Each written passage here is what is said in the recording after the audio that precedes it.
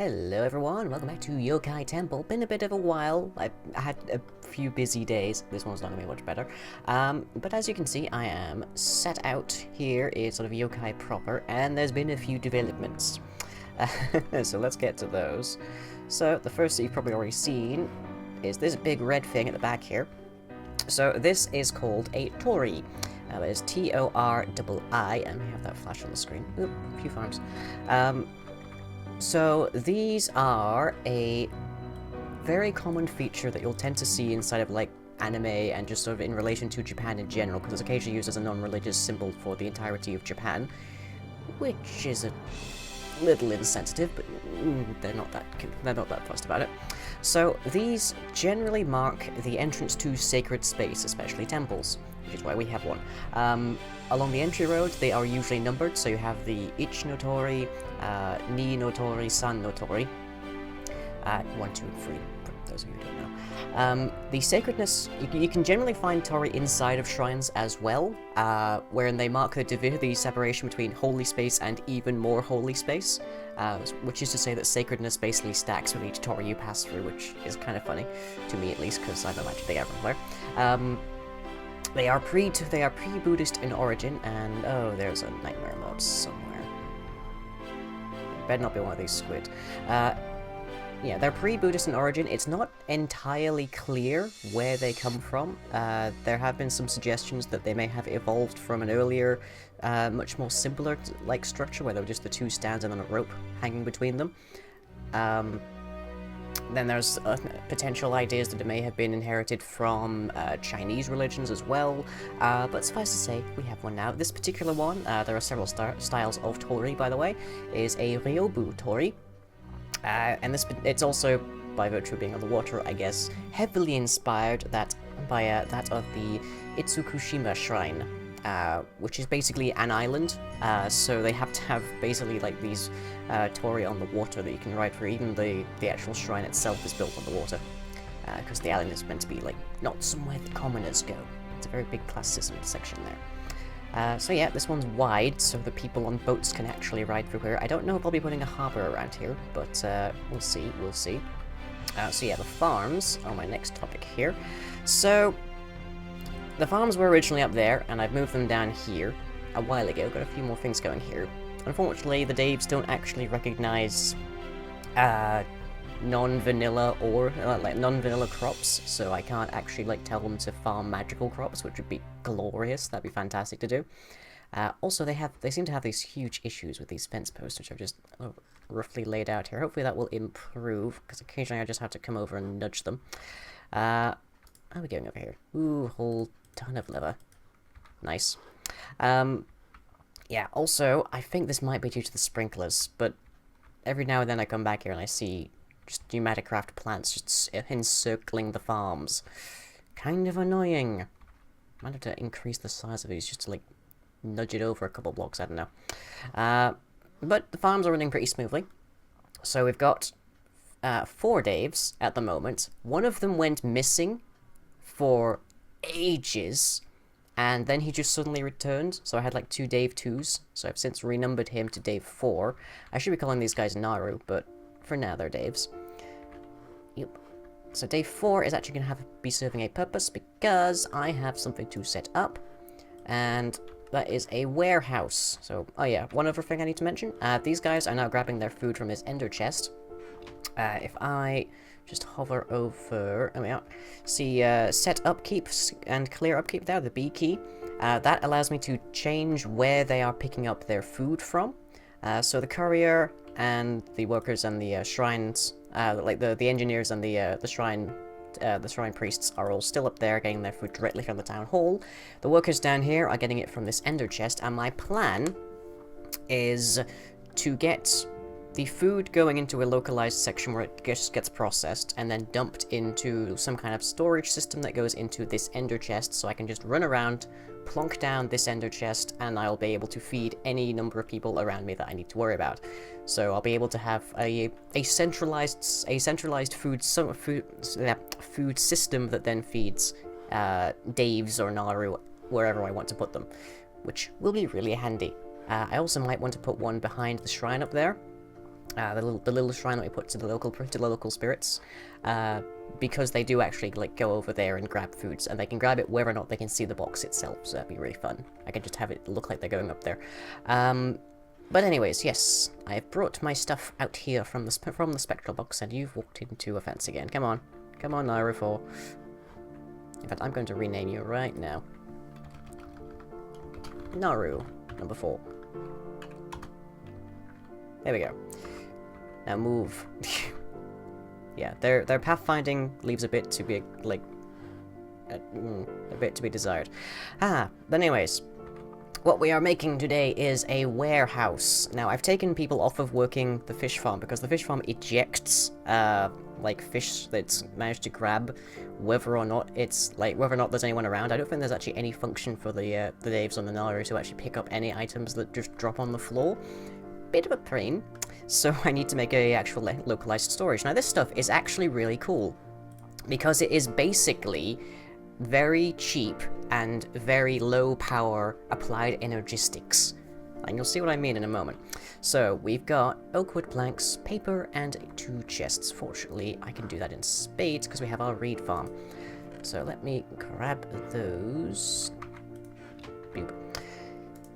So this is the engineering station that you make pretty much all of the important recipes from. Yep. And it also serves as a neat little crafting section here, so we can just grab stuff as we need it. Doop doop. And let's see, then we need some paper, don't we? Doop, doop, boop. Do I not have any? I have 1 piece of paper on me. Okay, that'll suffice for now, actually. Doop. Okay, so like that. Like that. I don't actually know if we can shift-click into this. No, we can't. That's a pity. Okay, so that's a slight limitation, but it's not a huge worry. Okay, so, warehouse control block. Now, you can see there's these little pieces of the light grey limestone cobblestone running around, and that is just so I can mark out places where I'm going to have roads inside of the Yokai town. Town, village, I'm using those terms interchangeably. So let me just plonk this down about... we probably want to have this fairly close over here to the farms, so let's plonk it there. I'll give it a bounds upgrade later, but let's just check quickly what that requires. It should be fairly cheap, I believe. Oh yeah, and I'm going to be getting into these soon. You're going to love these, I'm sure. Okay, bounds upgrades, fences, and string. Those are all in my spectral box, so we'll leave them for the time being. Okay, so, you can see this has 0 of 1500 RF.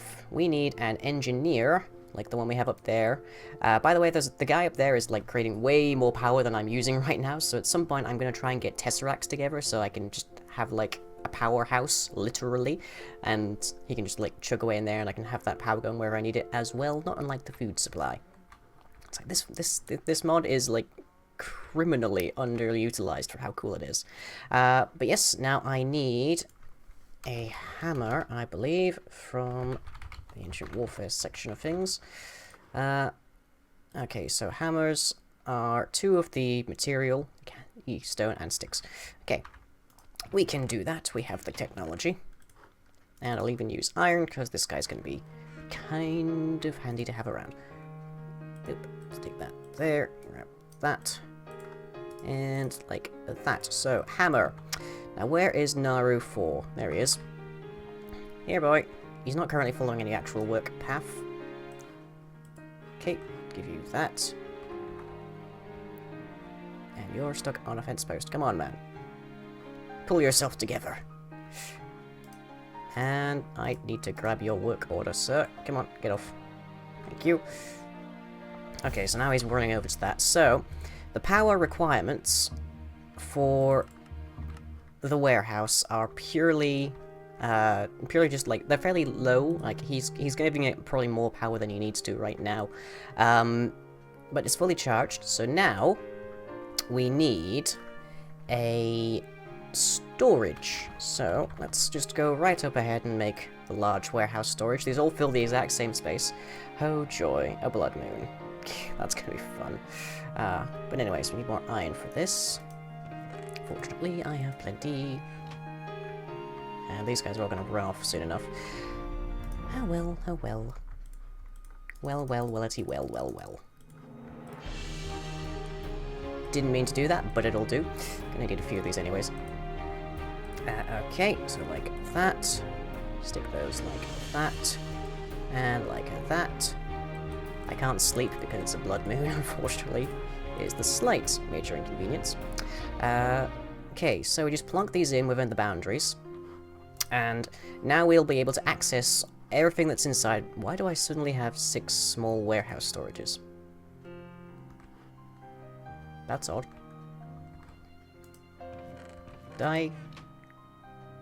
No, there's still stacks here. That's weird. And oh, huh. Okay, that's odd. I don't know what caused that, but anyways, let's just plonk these down anyways. Why not? So, these don't need to be directly accessible. But if I open them, I can add filters to say what goes into them, so I can basically turn each one of them into a barrel for several items. And I can also create stock viewers, so these are very simple little things as well, so it's just paper and a sign, cheap as could be, and that's basically your storage markers in AE. So it shows how much of an item you have, but it also shows any number of items, like like the storages here, I can tell these things to have a list of different things, and it actually kind of works a little better than AE in some regards. I need to make this thing bigger, jeez. Yokai beef is going to be kind of a thing, I imagine. Okay, we've also got a warehouse crafting station, which is sort of like your crafting terminal. So you can use the stuff inside of the warehouse to actually make stuff there. And there's the warehouse interface, which is like your import-output. It's like your ME interface, basically, but it's much cheaper, so much cheaper. And that's also the thing that I can have the couriers feed into and out of, so they can actually like come over and store stuff in here, grab stuff from here, that kind of thing. Really, really cool stuff. I'm saying that a lot. And there is the capacity for auto-crafting. So if I, let's see, go to Ancient Warfare. Let's see, where are we going to find it? There it is, the auto-crafting station. So this is a bit more complicated. And it doesn't support as many recipes as, say, a molecular assembly chamber. But you put this, like, next to the warehouse control block, and you can give it a recipe, and it will, for a little bit of power, it'll craft along with the items inside of the warehouse. So let me grab a bunch of stuff in here, and shove it in here.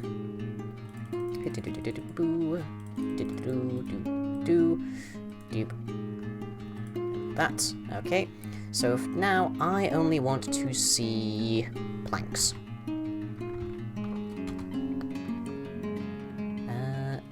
Nope. Not gonna work. Okay, let's try that again.